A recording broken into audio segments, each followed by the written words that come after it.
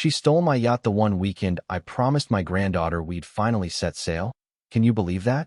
Not borrowed, not asked nicely, just full-on hijacked it for 100 of her distinguished guests, like she was hosting a coronation, and she did it while Ellie, fresh out of chemo, stood there clutching my hand and crying. That's how the weekend I'd been waiting months for got blown apart, by a woman in a pink blazer barking orders on my dock, as if she owned the sea. You know what I mean? Yeah, that happened. I'll back up a sec. See, for me, the water isn't just water. It's where I learned discipline in the Coast Guard, where my wife and I spent half our lives restoring the old mahogany beauty we named the Resolute, and where I swore to Ellie, in the middle of sterile hospital rooms, that there'd be dolphins and sunshine waiting on the other side. When we walked down to the pier that day, her tiny suitcase bumping my leg, I thought I was delivering on that promise. Instead, I turned the corner and found a catering crew trampling across my boat, wiping greasy rags on the teak deck, and this woman, Karen Stiles, vice president of the HOA, snapping her fingers like a Broadway director who'd just taken over my life. Slip 12, she said with a smirk, clipboard pressed to her chest. The HOA has it reserved for our community gala.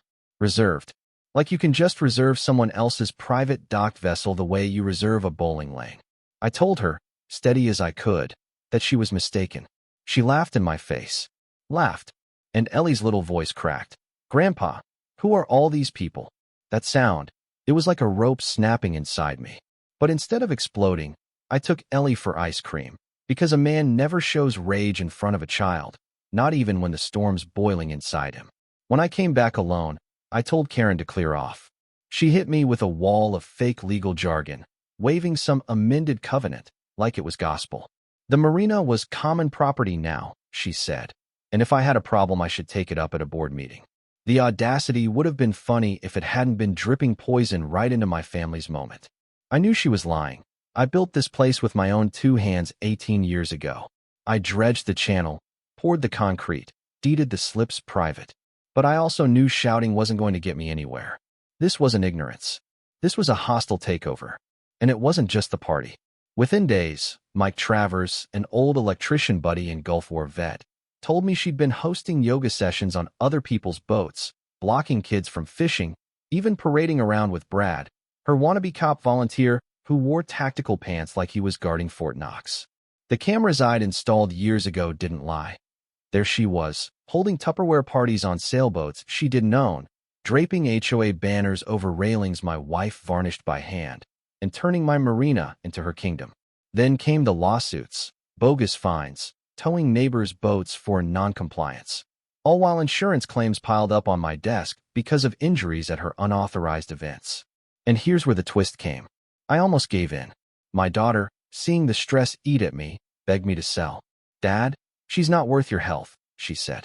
And I thought about it. God knows I did. I thought about cashing out, sailing away, disappearing from this toxic circus.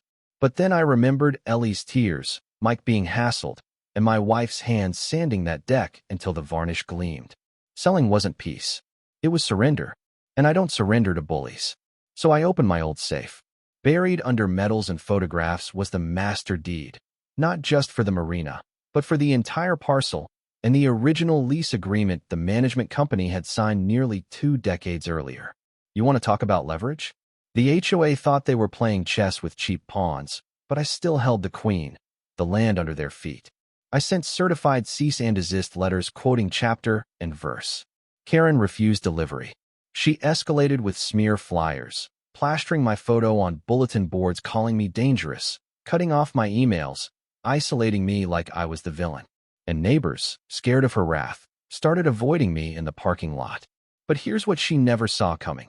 While she was playing Queen of the Dock, I was calling her bank. Quietly, through a shell company, I bought out their mortgage. In less than 2 weeks, every HOA payment, every scrap of authority they thought they had, flowed right back to me. Then, with one clean legal filing, I terminated their leasehold. Their covenants, their bylaws, their fake rules, poof, gone like a sandcastle at high tide. And I didn't crow about it. I let the silence do the work. Karen panicked, called emergency meetings, spread rumors of a hostile corporate takeover, painted herself as Joan of Arc defending the peasants. To prove her strength, She threw a black-tie gala at the marina. Perfect stage, right? Except Mike and I had already changed the locks. The night of the event, 50 dolled-up residents marched behind her to the gate, sequins sparkling, champagne flutes in hand, only to find a fresh sign bolted in place. Private property, trespassers prosecuted. The gate didn't budge. Karen rattled it like a child throwing a tantrum. Her followers fell silent, watching her face turn red under the spotlights. That was the first real crack. The real collapse came at the community meeting. She strutted in, playing martyr, accusing me of sabotage, telling everyone I was some shadowy developer bent on stealing their homes. When she opened the floor, I stood up with a folder. Calm, measured, document by document, I laid it all out. The deed, the mortgage receipt, the termination of lease, the insurance company's letter. And then, the knockout punch, a voicemail she'd accidentally left, bragging about owning my marina. The room turned on her in an instant. You lied to us, Bill Anderson, a Marine vet, said loud enough to echo. And then the shouts came. Thief, liar, step down. Karen snapped, hurled papers, shoved a neighbor, and 2 uniformed officers, waiting quietly at the back on my request, walked her out in handcuffs while she shrieked, "This isn't over." But it was. The HOA was dissolved, the management company bailed, and Karen, stripped bare, spiraled into pathetic attempts at forged signatures and midnight sabotage. Caught on camera, crowbar in hand, trying to kill the power at the docks like a bitter saboteur. This time, she left in handcuffs for good. After that, the fear in the community lifted like fog burning off in the morning sun. People came back to life. The Millers got their boat returned. The Rodriguezes thanked me with a cooler full of beer. Bill Anderson carved me a wooden plaque. To Captain Jack, the man who took back the shore. I hung it in my study beside my Coast Guard commendations.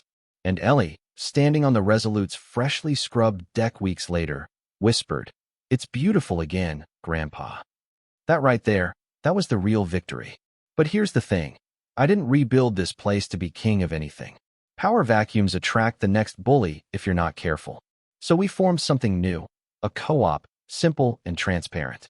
No secret meetings, no bogus fines, just neighbors handling the basics.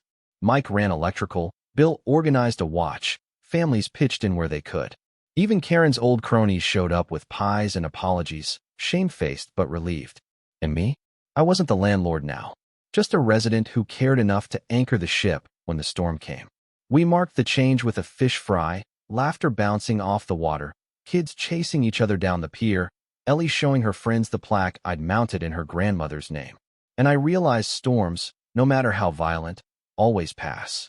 They strip away the weak, expose the liars, and show you who's anchored for good. So now I'll leave it with you. Was I right to fight back the way I did? Or should I have just sold and walked away? In your eyes, what's the line between protecting what's yours and letting go for peace? Drop your thoughts, because this isn't just my story.